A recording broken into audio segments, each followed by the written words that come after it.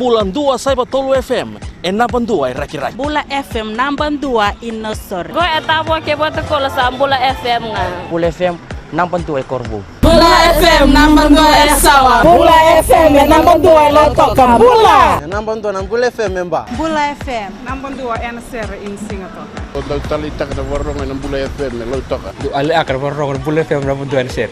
Bula FM Namban 2 NSR.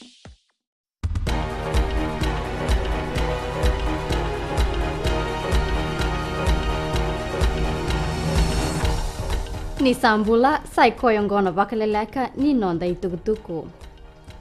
Era kilaka samitaka na ubisa ni raoni na tiko na isema ve ira nanda ubolita ki wainganga e bunua tani ke ira eviti.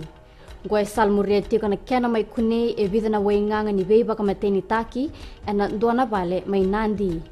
Tuku na toranga ni ubisa o rusiate tunrabu ni ramai tomboka rao na tambana ni kaistamba e sona wainganga e na loma ni dona i olo yangona kaba kau mai kibiti mai China mai bua e dona dau bolita ki yangona. Wakandai tako tunrabu ni sabanga ngai tiko na tikinongo kara ni ratotongi taki merasoma e $2 milion.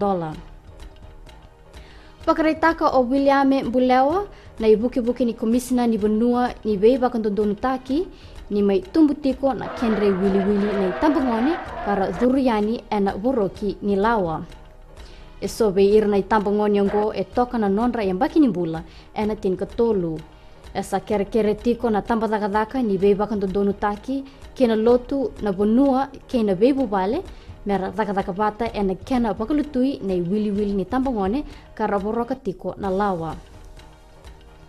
E kaya o tau whakatale en dua ka torutu nei tutu baka i buke-buke ni Prime Minister ena nondo bonua ne ngandrebi baka lebu na marama ena buturara ni politiki.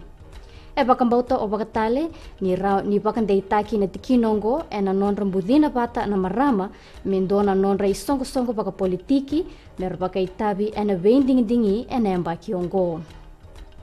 Kini gitu. E mai tabodi tiko e na noa na sota-sota ni Hong Kong Sevens kalau rai na nonra ngandreba na veiti mieso mera baka ndeitaki ira ena kena mai tegabutaki na gito ni mataka. E kai o Neil Powell na ndau ni vei baka tabulidi ni timi ni South Africa ni roto ngandreba me roto na nganga mai so konpo ena moni madhaongo. Ie tukuno o Ben Ryan ni tokande na nonroto nana maki ke nei tabi menangarabi ena muni madhaongo. E sama i dawa keri na Vakaleleka ni nonda i tukutuku ni teimo a demanda.